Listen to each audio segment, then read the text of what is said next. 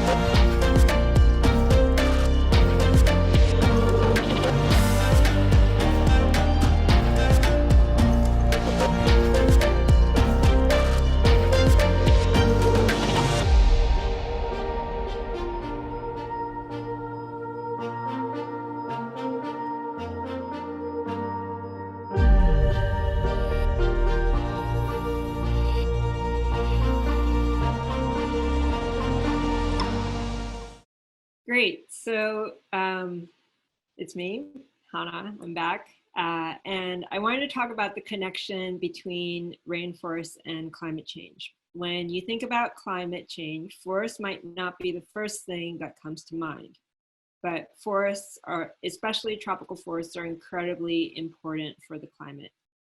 Yes, fossil fuels are the largest contributors, but deforestation is actually the second, and that's only half the story. Deforestation not only emits carbon, it also eliminates the Earth's capacity to naturally store carbon. Unfortunately, deforestation hit record highs in the last couple of years.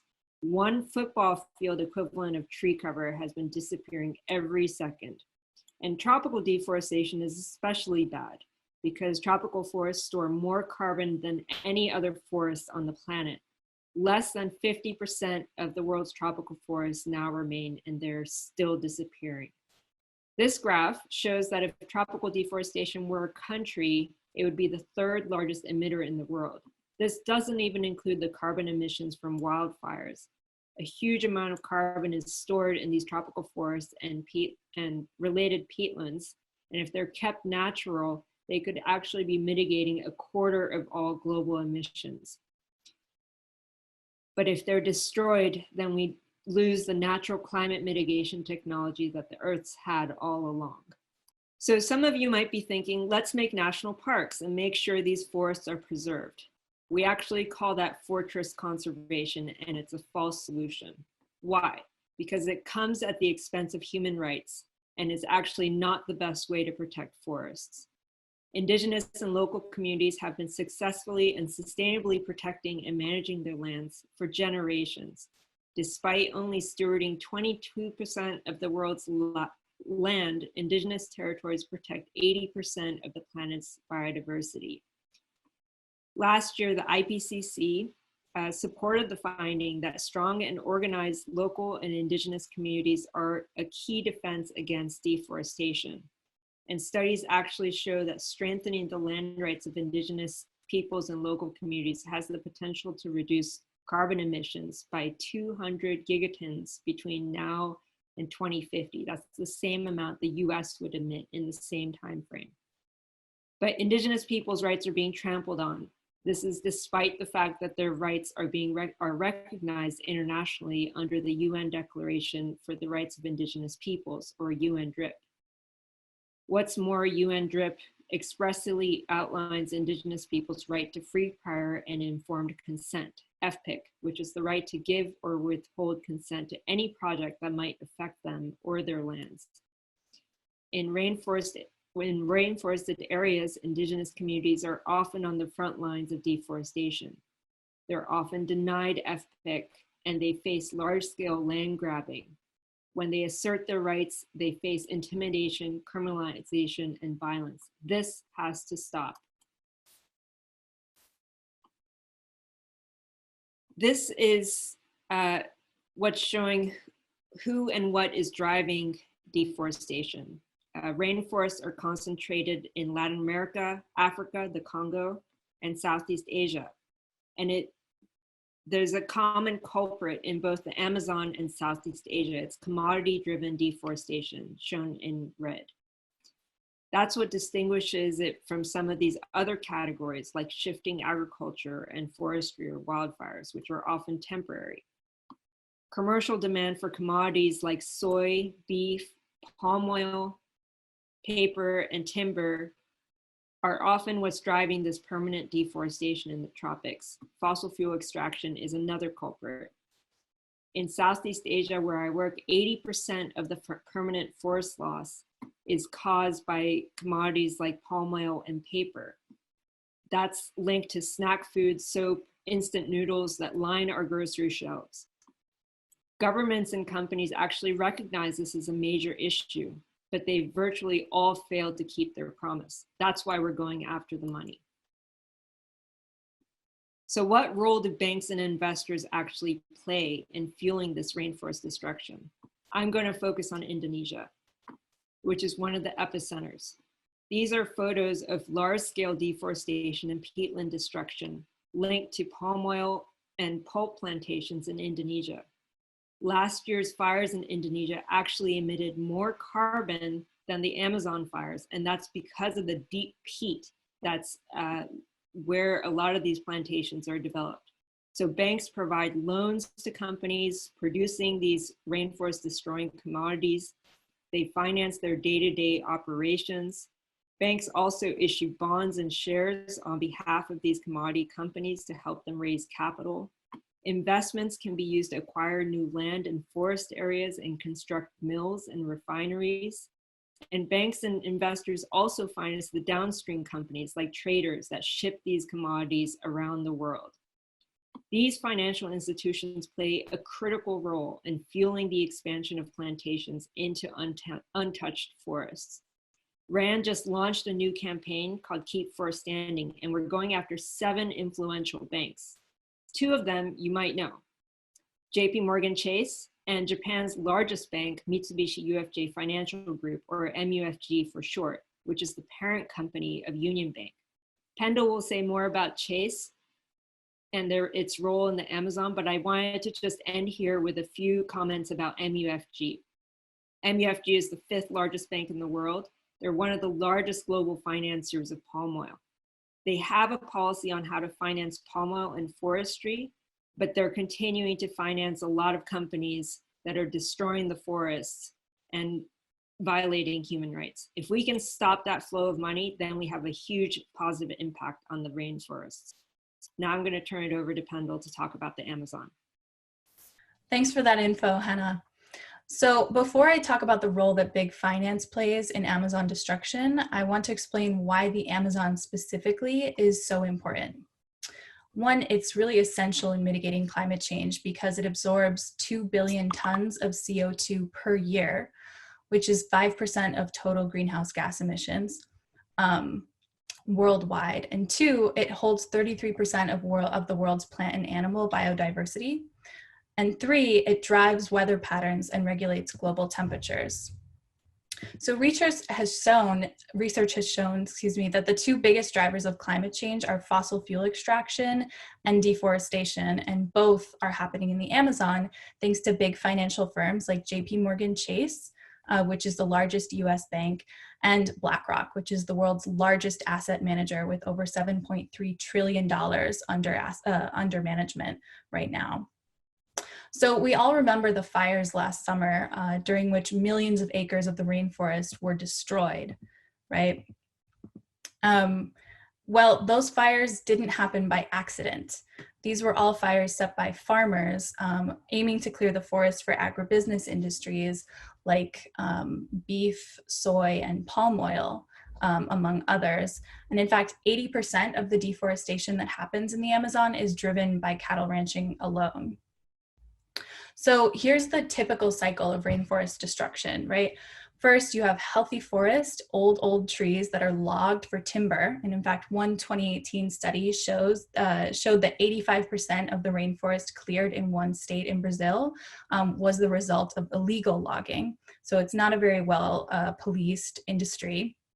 And then once those old trees are cut down, people use that land for grazing for cattle. So ranchers burn what's left to clear land for cows, and that leads to soil degradation. So there's a huge loss of biodiversity and a depletion of nutrients in the soil. And then the only things that can really grow in the soil are monocrops, like palm oil, which really can only grow with exorbitant amounts of fertilizer and toxic chemicals. When we use monocrops, we make our food system more susceptible to pests or disease because they're really easily destroyed by pests and disease. So as Hannah mentioned, indigenous people who have lived in the rainforest for hundreds of years are its best protectors from deforestation, but they're under attack. On November 1st of last year, actually, indigenous Guajajara community leader Paulinho Guajajara was killed in a confrontation with illegal miners who were aiming to cut down trees in Guajajara territory. And Paulo is unfortunately not alone. The Amazon is actually one of the most dangerous places in the world for environmental and human rights defenders.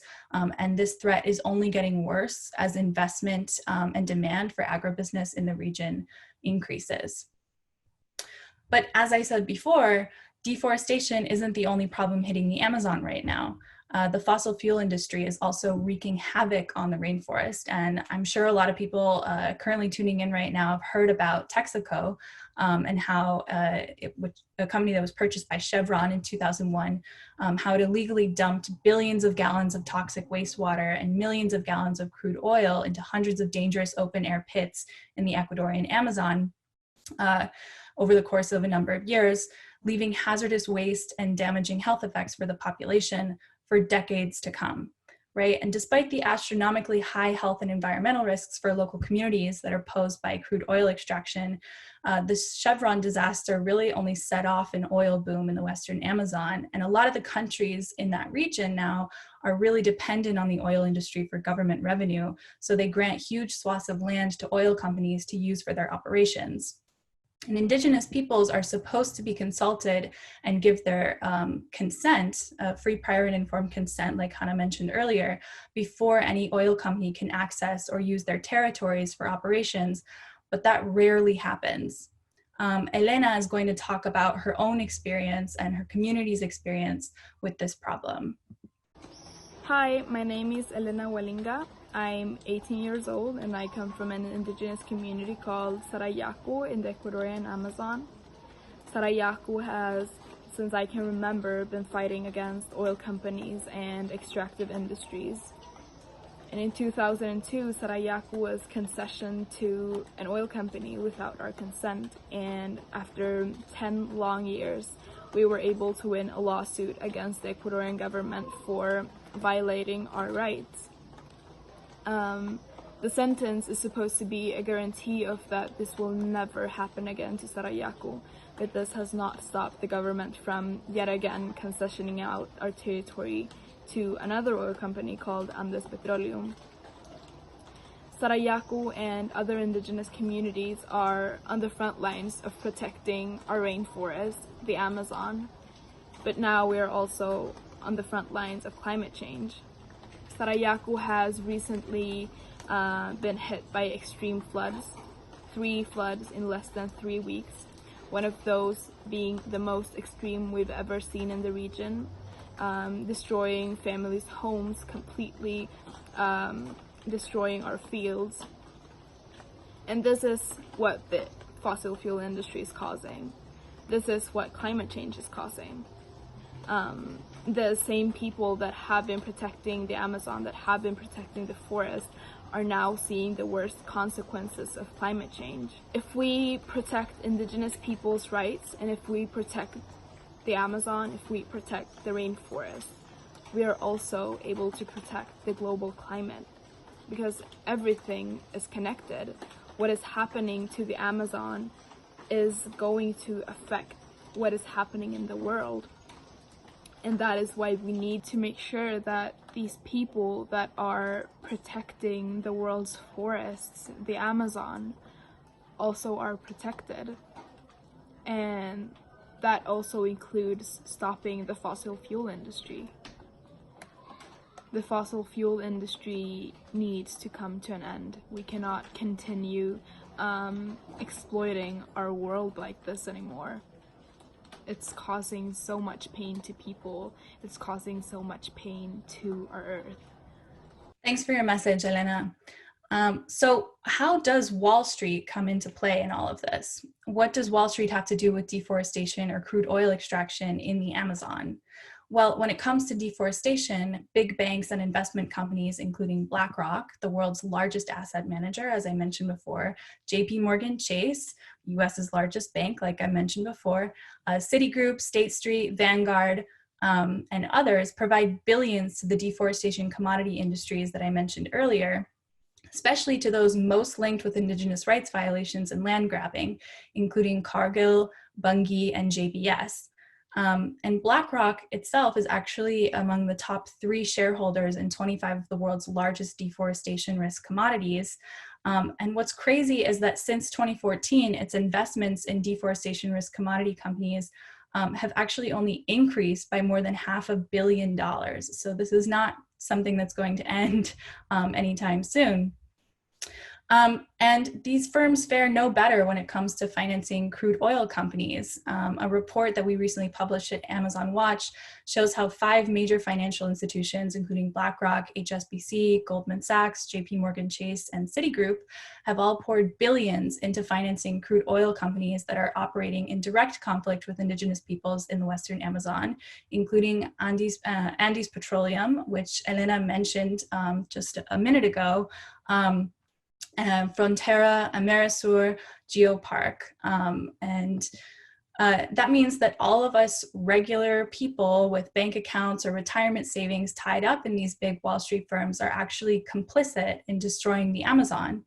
They're basically using our money to ruin the climate, destroy the rainforests, and violate indigenous rights.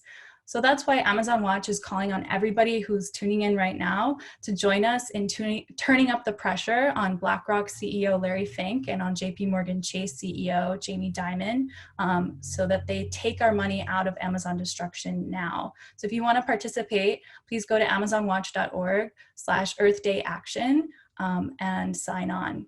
Thanks so much.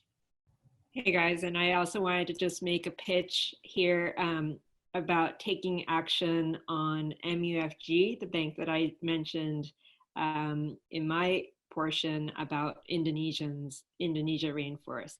So if you can go to RAND.org/Earth Day to join us in sending a message directly to the top executives at MUFG and demand that they strengthen their commitment to addressing the climate crisis and stop funding conflict palm oil and fossil fuel expansion, including the major tar sands pipelines like Keystone XL and Line 3. When enough of us take action, it can impact the bank's reputation and stop the money flow. Again, that's RAND.org/Earth Day. And with one click, you can make your voice heard.